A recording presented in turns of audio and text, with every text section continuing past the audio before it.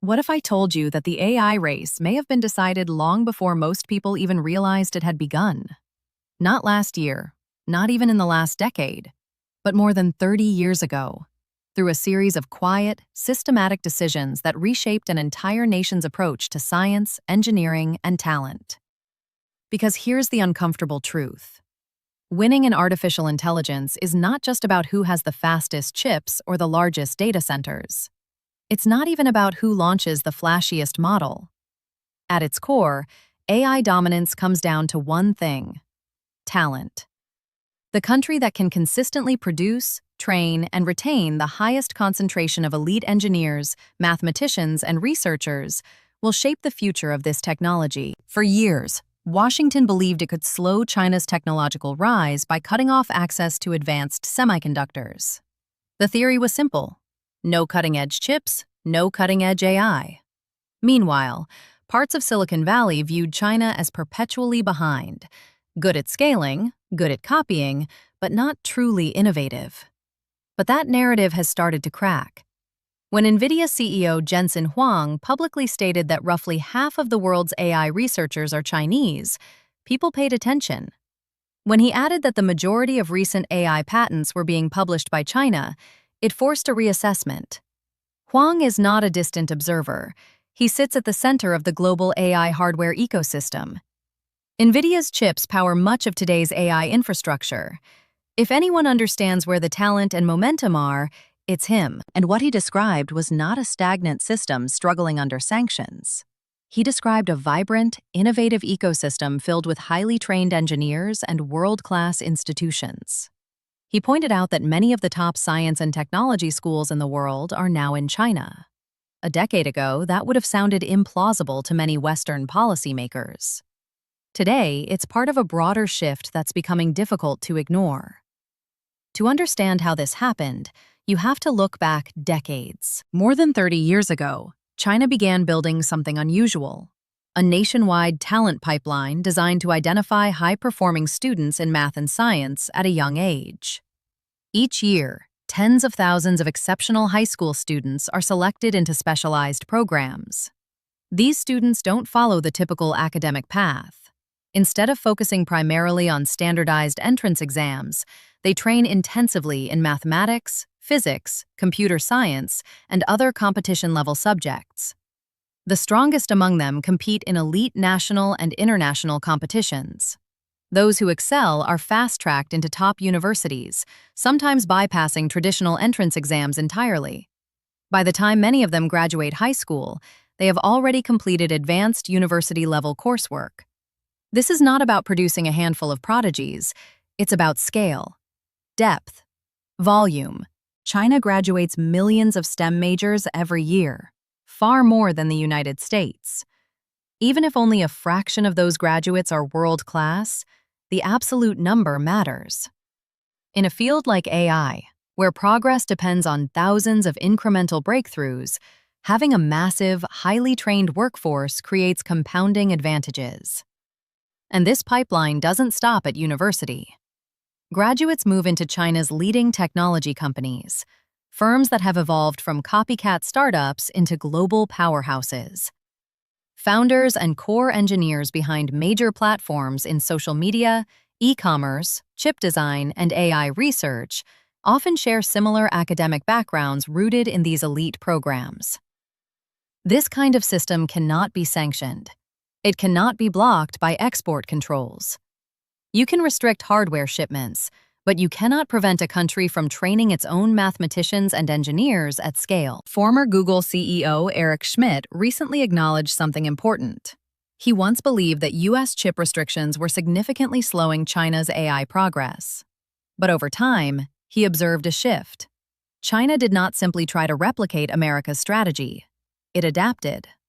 While many American AI companies are focused heavily on achieving artificial general intelligence, a system that can reason across all domains like a human, China has largely pursued a more distributed, application-driven approach. Instead of betting everything on one transformative breakthrough, Chinese firms are embedding AI across industries: manufacturing, logistics, robotics, healthcare, autonomous vehicles, energy grids, and industrial optimization. It's a pragmatic strategy. Rather than chasing a single theoretical finish line, it treats AI as a tool for immediate economic leverage. This approach mirrors what China did with electric vehicles.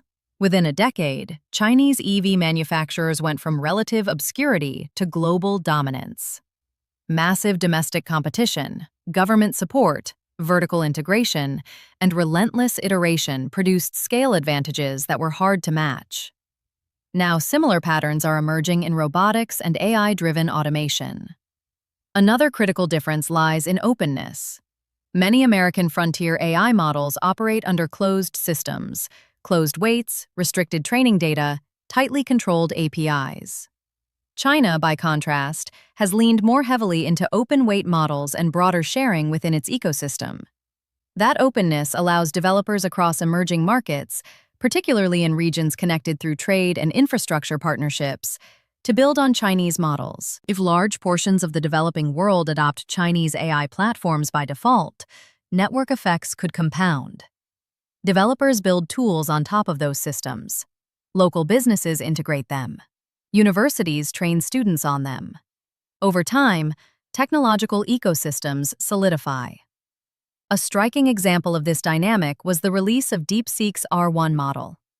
The company demonstrated that a high-performing reasoning model could be built using fewer advanced chips and at significantly lower cost than many expected. Just as importantly, the development process was made transparent. Researchers around the world could examine, learn from, and adapt it. DeepSeek's team was largely homegrown. Many members emerged from the very talent programs established decades earlier. Young engineers were given room to experiment without rigid hierarchy, accelerating iteration cycles. If you walk through leading AI labs in the United States today, you'll find many Chinese-born researchers contributing to cutting-edge breakthroughs. In some sense, the AI race is not simply a clash of nations. It is a competition between two ecosystems drawing from overlapping pools of highly trained individuals. This is why dismissing China's system as merely state-driven or copycat misses the point. The engine of technological progress is human capital. The country that builds the deepest bench over decades gains resilience. It can absorb setbacks, adapt strategies, and continue advancing. When people say China is catching up in AI, they may already be using outdated language. Catching up implies reacting, but building a 3-decade pipeline suggests something more proactive and structural. None of this guarantees permanent dominance. The United States still leads in many foundational technologies. American universities remain magnets for global talent. U.S. firms pioneered much of the modern AI revolution. The innovation culture in Silicon Valley is unmatched in certain respects.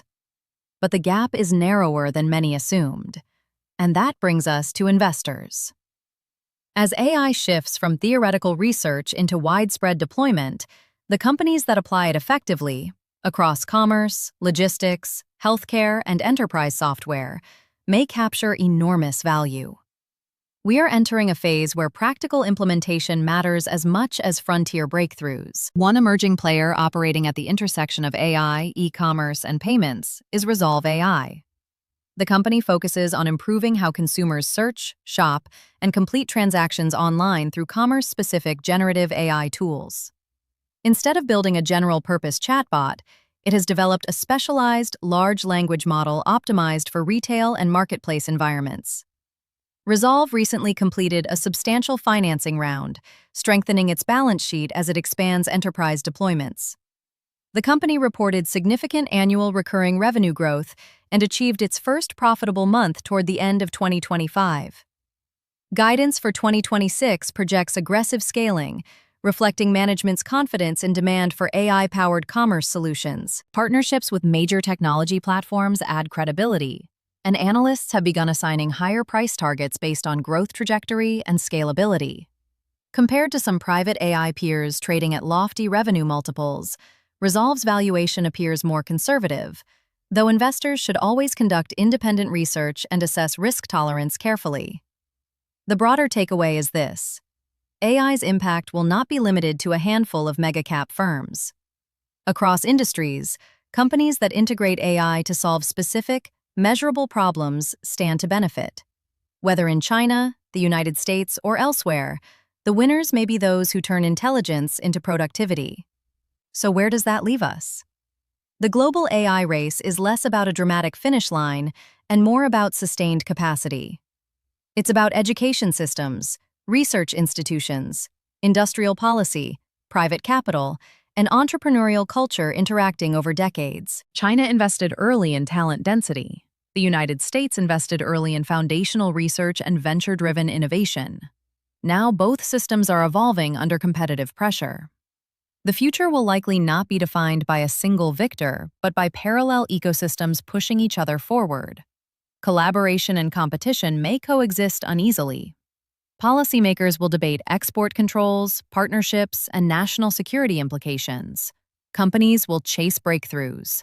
Engineers will write code that reshapes industries.